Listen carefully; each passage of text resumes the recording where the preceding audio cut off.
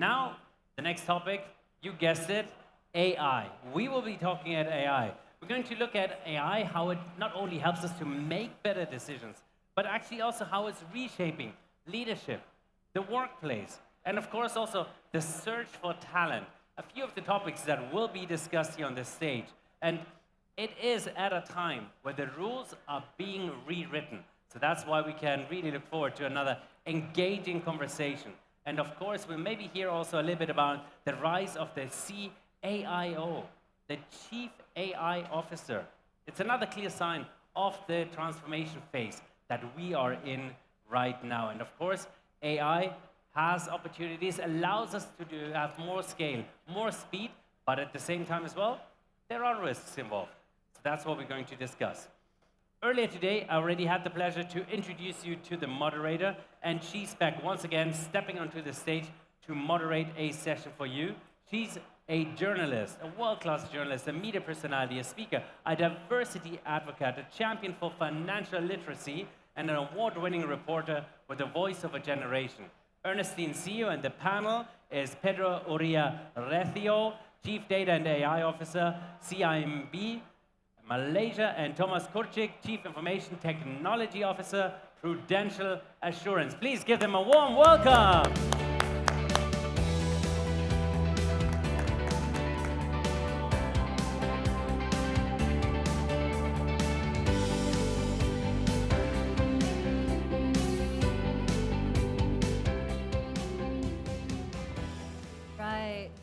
We're back on the topic of AI. AI is on everyone's minds.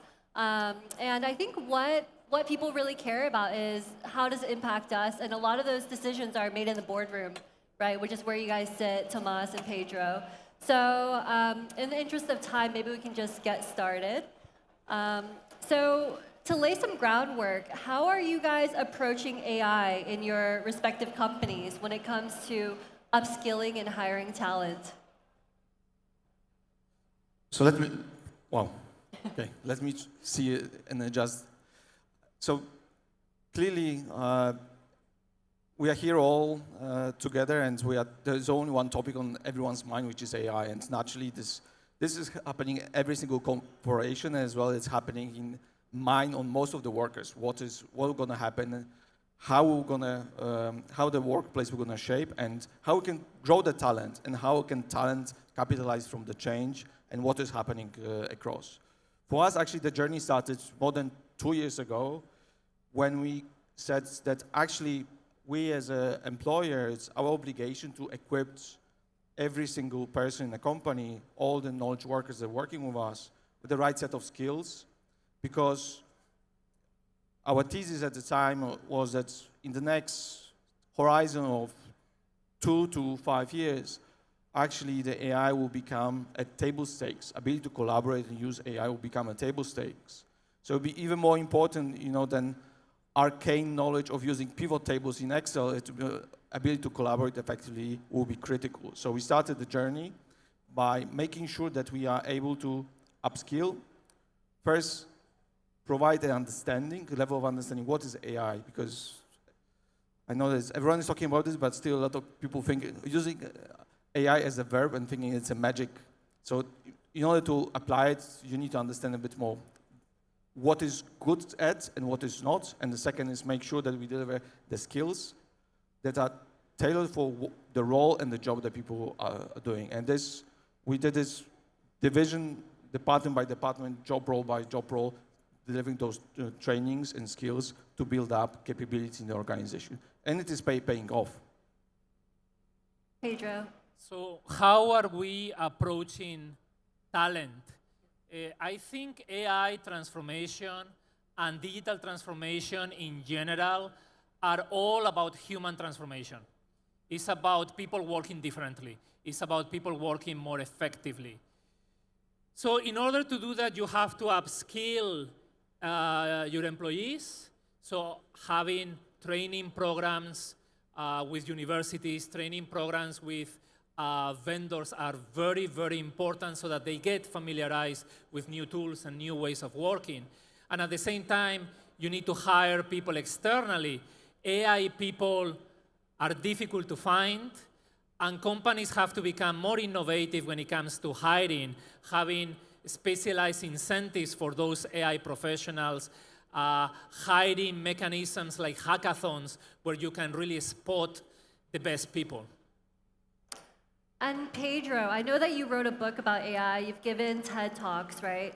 And you talk about this utopian versus dystopian future that AI could bring. Can you shine some light on that? Well, I think AI is going to be one of the most transformative revolutions that is going to happen, or that has ever happened, right?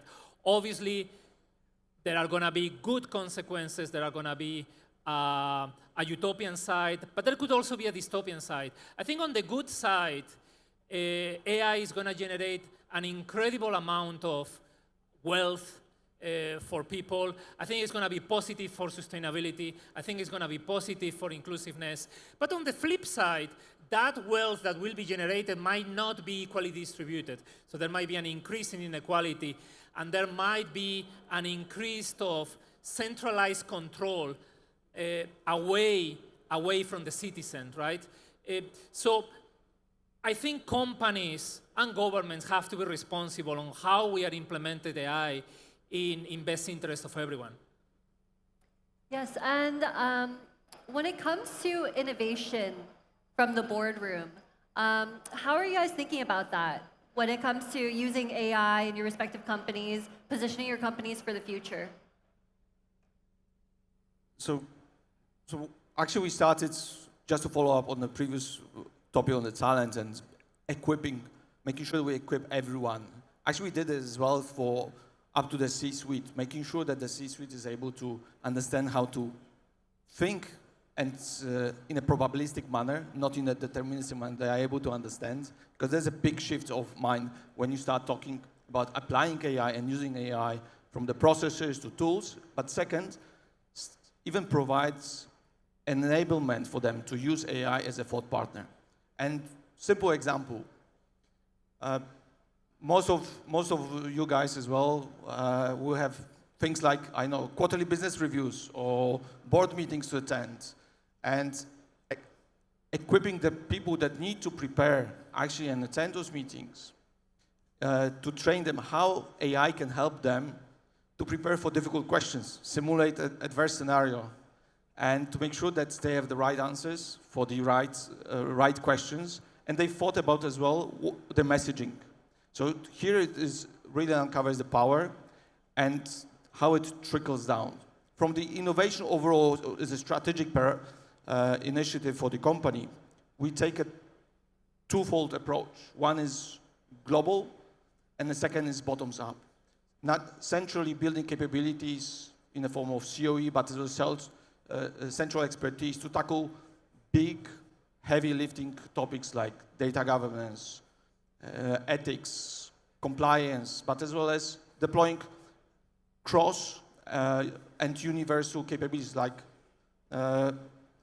workplace enablement through the AI, but as well as managing the repository of the key models and some of the key core capabilities. And this is complemented by our bottoms-up approach. And last year we launched, in collaboration with Singapore government, but as well as some of the technology partners, our AI lab, which is effectively a corporate accelerator and incubator, where we are allowing from the bottoms-up perspective, enable everyone in our one of the 20 markets to allow them to build and experiment through the stage-gated process. So people from the markets, it's enough they will bring their IP, local knowledge, and the talent and idea that they have to make a difference for the customer or the business. And through the construct of AI Lab, we are allowing them to translate this into actual pilot, actual AI products. When successful, it's being scaled up. And we have already a number of successes in this space. So that proves that having a top-down as well as bottom-up approach brings what's best in the organization with a global footprint like ours. Yeah, Pedro, how are you guys thinking about this at CIMB? Well, we were talking before about employee transformation and human transformation, and obviously the board is part of that. So training the board and making them familiarized with AI technologies is very important. But I would say that the mindset that any company in financial institutions or in any other industry should have is taking an AI-first approach. That means whatever you want to implement, new products, new services, new ways of operating, the first question has to be, can it be done with AI? Right? That doesn't mean leaving people behind. That doesn't mean taking the human out of the loop. Precisely, it means the contrary. It means how can we still keep control of that process that is AI-driven with a human? So in the same way that in the 2000s, companies were trying to be internet first, then later here, particularly in Asia, we started to be mobile first. I think the mindset now has to be AI first, but keeping a human in the loop. I think that's fascinating. And building on that, I think you can't talk about AI without talking about ethics, right? So when it comes to ethics, how can companies be safe and responsible in A, how they hire, and B, in how they deploy AI? So in terms of hiring, I think it's quite important to have diverse teams. For example, actually last weekend, I was running a hackathon to hire the best AI engineers in Malaysia. And some people were telling me about the years of experience, about some demographics, about does this person have visa or doesn't have visa. And I told them, I don't even care about all these demographics. I just want to hire the best person. Is that a good professional? Is that a good employee? That's all I care about. I don't care about anything. Don't even show me the name. I just care about having the best talent. And I think that's what people should, or what companies should care about as well. By the way, in my teams, 60% of the people in my team are female. We love to hear that. Do you have any perspective on this, Thomas? When it comes to ethics, it's critical for maintaining the trust, because both internally as well as externally, because when you go through such a big transformation like adoption of AI, let's remember that first step of the transformation, the change management happens internally. Second is how we are projecting it and maintaining the trust that we have built. And in case of companies like Prudential, for hundreds, more than in Singapore only, it's 95 years. And we can lose it very quickly. So it is important. But ethics is like a seat belt in a car. It will not prevent you from speeding, but when something happens, will help you to protect. So we believe in, when we talk about ethics and being an integral part of the process, is we think about the 3 steps. One is how we can use tools and automation to help to monitor. And naturally, this is something that requires certain level of, might not be applicable to everyone, especially the people that are starting the journey, because it requires certain level of maturity from capabilities perspective. It's data ops, AI ops, ML ops, and so on. But it is possible to monitor the bias in the data, especially shifts. There are different techniques to do it. Second is the process. And here, for example, how we can embed the process, the governance process, as well as the principles like MAS feed principles into our deployment process. And last but not least is about people and the governance. How we can have a diverse governance that will be able to provide the different points of view that sometimes either traditional ML or Gen AI solutions, people that are working day-to-day on them, they will not be able to understand and bring this in as a perspective to make sure we cover holistically all the different angles to maintain the trust. And from both of your perspectives, do you think that AI, at least in the near term, could exacerbate any sort of inequality? Are there any inherent biases that exist? Pedro? I think AI could potentially exacerbate inequality. I wouldn't think it would be in the near term. I think that could happen in the long term, right? And that's why it is very important that financial institutions help driving financial inclusion, which is one of the mandates and one of the objectives that most of the banks have and most of the insurance companies also have. So they have to play a role in society. So when you talk about I think we need to differentiate between bias and inequality, because the bias is, we all have bias. That's the whole point of inherent bias. And naturally, today, in many cases, we capture the data is created by humans, one way or another, a big part of it. So the data inherits our bias as well. So if you think about this, actually the bias is not a bug, it's a feature that we don't want when it comes to the AI. So the question is how we can manage this better. One of the actually propelling factors is that AI is able to take the data and accelerate the bias at the light speed.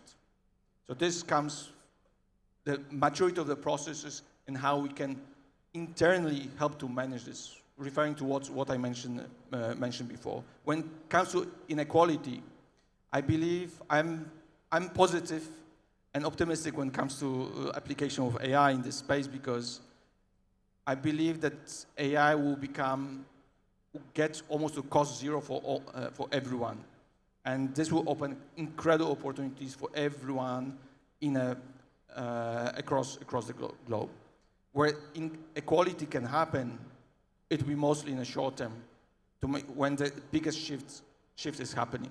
And for this, to manage this properly, not a single company or single organization cannot manage this. This requires a real partnership across the governments, many cases, institutions, educational institutions, but as well as the companies to work together to make sure that the inequalities that already exist are not being propagated, but we are able to, using technology as a general purpose technology, help to elevate some of those and distribute evenly across the geographies.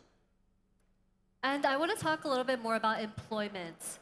How can companies protect employment in this era? What kind of responsibility do companies have? Pedro. Well, there are a few things, right? How to protect. First of all, reskilling employees so that they can learn the new tools, they can learn the new ways of working with AI. Second, it will be reorganizing or remodeling departments so that humans adapt to having AI in certain parts, in certain functions, right? So there will be certain parts of processes that will be done by AI, other parts that will be done by humans. Human will have an increasingly more supervisory role. And finally, there are companies that can create new services.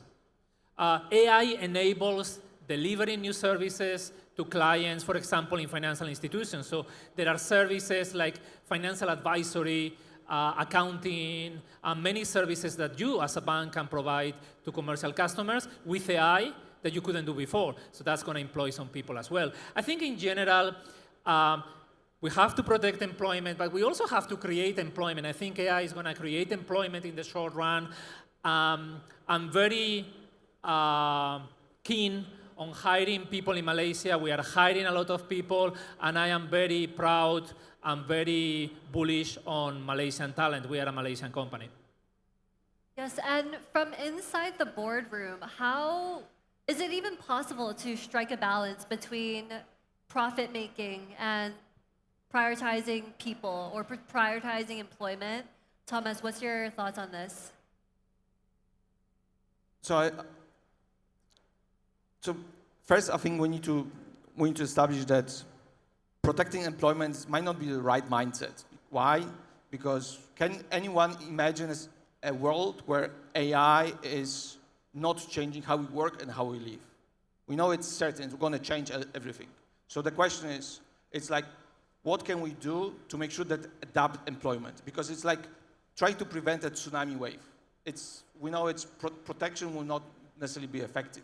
So it's thinking really how we can adapt and the path towards the the adapting the roles, skills, talent, and future organization shape will be twofold. One is enabling people to effectively use and apply AI to benefit. And second, I believe that the AI will actually create a renaissance for a lot of more artisanal work that will create a new avenues for careers for people. And being human, handmade, service by human will become a differentiator in many type of the services and the businesses. It's already, if you think about this, it's already happening, especially in the top-end luxury goods areas, like even services businesses. And with AI, actually, there will be premium put on the fact that we can interact with the human, we can, something is man-made. So this is how I'm thinking about strategically positioning and creating opportunities, about adapting how we can benefit from AI shift. And from both of your perspectives, is it possible that some people might be left behind with the speed at which AI is developing? Do you think that's possible? And in addition, what are some solutions to this? I think, Pedro, we chatted about this a little bit. You talked about UBI, or maybe not UBI, but what are some solutions we can? Yeah, so there is UBI, Universal Basic Income, which is something that most people are talking about in the Silicon Valley, in AI companies. They are talking about this. But I think there are other options as well. And one of them that is quite interesting, and it comes from the crypto world, and I think it deserves a little bit of attention as well and exploration, is universal basic assets. And basically that means how can we make sure that everybody has assets, and those assets will be maybe shares, maybe property, maybe crypto, maybe gold. How can we make sure that construction workers have assets? How can we make sure that the bus driver has assets? How can we make sure that everybody has assets, right? And I think Asian countries, Singapore, Malaysia, other countries as well, are in a good position in that, because our pension schemes in this part of the world are mainly driven by capitalization, in contrast to pension plans with pay-as-you-go, which is the most normal case in Europe, where there is no capitalization, right? Also here in Asia, most of the countries have a sovereign fund, and that is something that can contribute to driving this way of financial inclusion, in which we try to help people owning assets, and those assets are going to be helpful in their future, and they are going to be helpful in case they face a situation of unemployment. And that unemployment could be driven by AI, yeah. So we have to be clear about that. There is a huge wave of change, and unfortunately, some people might be left behind. I think financial institutions and companies in general have to take responsibility to help them. Thomas. Recently, I read statistics. I think it was by McKinsey, that by 2028, around 85 million of jobs will be replaced by AI. In the same time, 97 million will be created. Naturally, those all are big numbers and quite abstract.